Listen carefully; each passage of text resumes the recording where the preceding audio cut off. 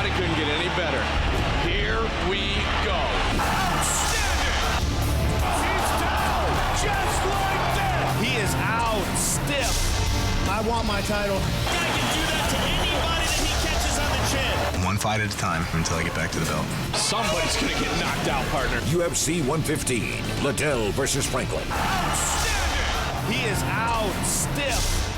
Here we go.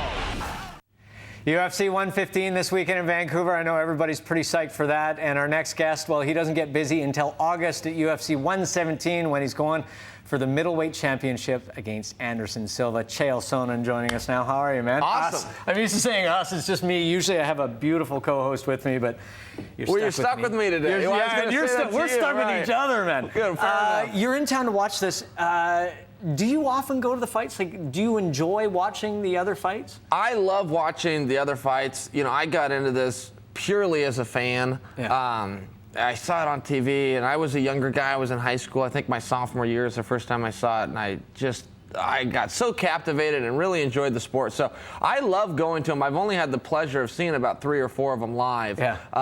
But I can't think of one I missed if it was on television. Really interesting, because you talk to a lot of professional athletes, and quite a few of them really don't like to watch the sport they're involved in because they can't just sit back and enjoy it from sort of a distance and get perspective on it. They always feel like they're involved. That is true. You do watch it, and instead... Does your heart rate go right up? You want to enjoy it, and you're sitting there with sweaty palms going, geez, what would I do? Or you go, gosh, I hope I don't have to fight that guy. You know, there's some devastating I finishing think move. Part of your charm, I know, in interviews and stuff is that there's a real honesty to what you talk about, and I think it's really refreshing in any sport.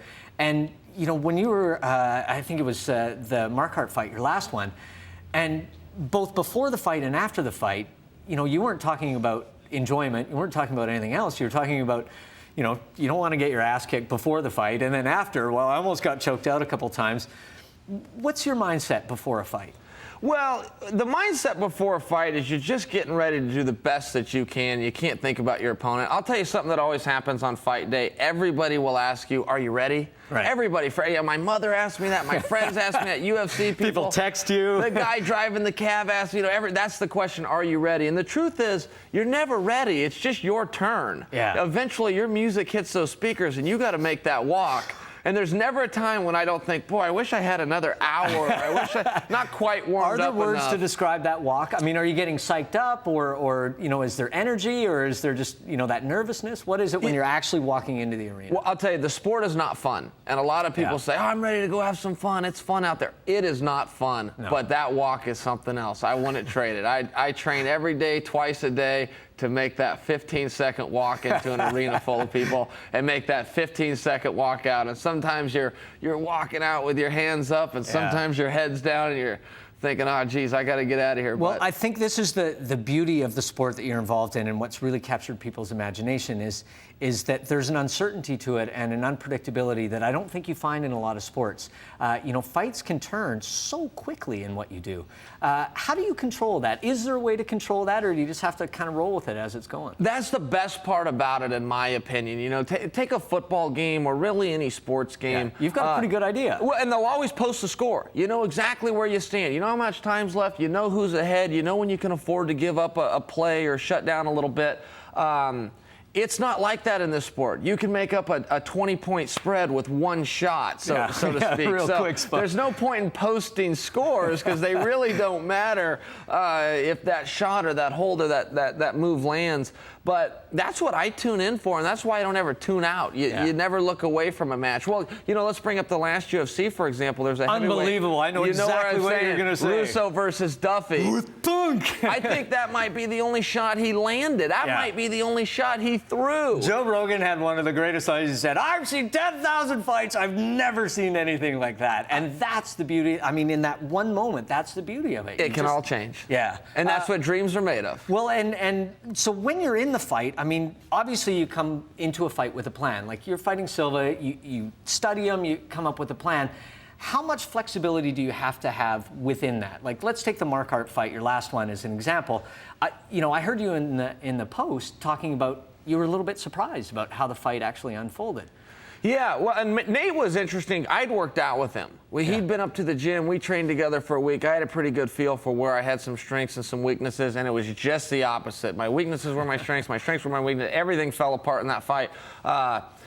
And in a positive way for me, it really kind of steamrolled in a good way. I didn't see it that way. As far as the Anderson fight goes, you go in there with a plan, but the real truth, and you can break down fights as much as you want, the real truth is I got to hit him in the face more times than he hits me. Right. Simple. That's what it comes down to. And don't let him twist my arm in that way. Whether we do that right here or whether we do that down there, I got to hit him more times than he hits me. What was it that first drew you into this? I mean, you had a wrestling background, NCAA national champ in Greco-Roman. But what took you to that next level where you wanted to sort of expand your game and go up against guys that had these multi-talents? What drew you in? I always wanted to know who the toughest was. That intrigued me. I came from a farm. And whenever we got a new cow, the new cow had to take on the toughest cow, and they'd butt heads to see who led the farm. This really is true. That's how it worked. It's like any business. It's like any business, and that's what intrigued me. I came from a wrestling background. I came from a pretty tough family, and that's what it was. Whoever was the best wrestler in the world was the toughest guy in the world until this came along. Yeah. Once this came along, it's the only thing out there that trumps wrestling, in my opinion.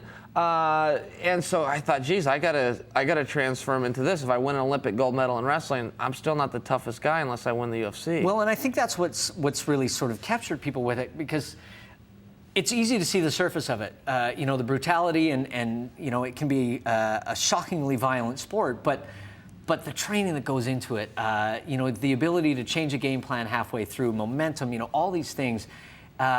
It's quite fascinating to watch people start to understand the sport. And you've been in it forever, so you know what attracted you. But, it must be interesting to see the public really start to cotton on to this and really start to understand what this is about as a sport. Yeah, it sprung up. There was 3 gyms in America when I started, and I was fortunate enough that one of them was in my hometown. America. Yeah, one of them was in Portland, Oregon, 20 minutes from my house.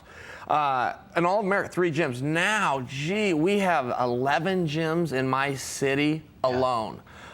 They're everywhere, and the gyms are the bed, and they create the fighters, and the fans come, and it's huge. It's wildly popular. Take this weekend's event; it sold out in 15 minutes, from what I hear. Unbelievable, the energy in the city and the excitement to finally have it here, to get all the regulations. There's so much drama going into it, but you can really feel people are just, they're ready. It's time. Yeah, it's time. They've waited, and it's time. Okay, you have until August to get ready for Anderson Silva, the current middleweight champ.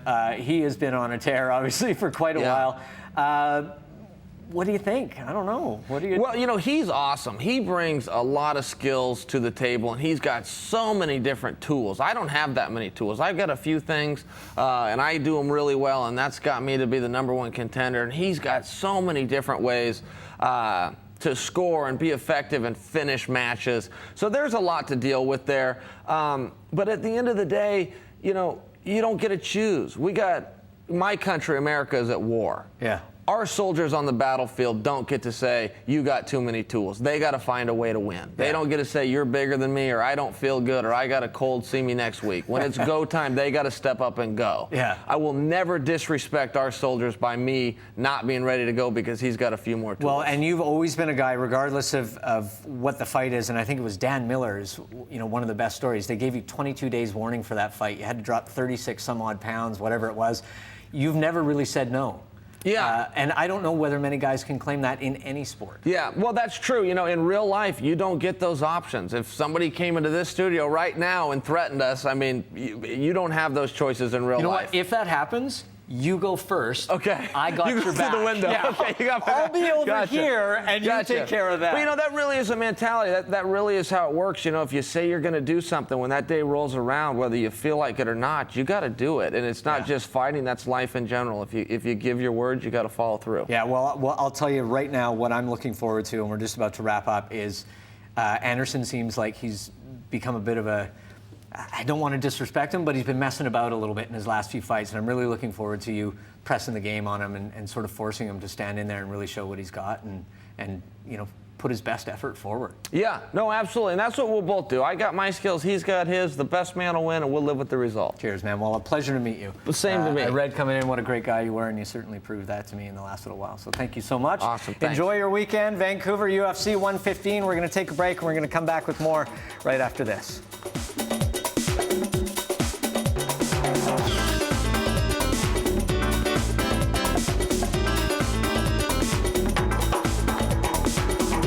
Still to come, Ironman and two-time ultra marathoner Brendan Brazier, plus Neil Pastricha and the Book of Awesome.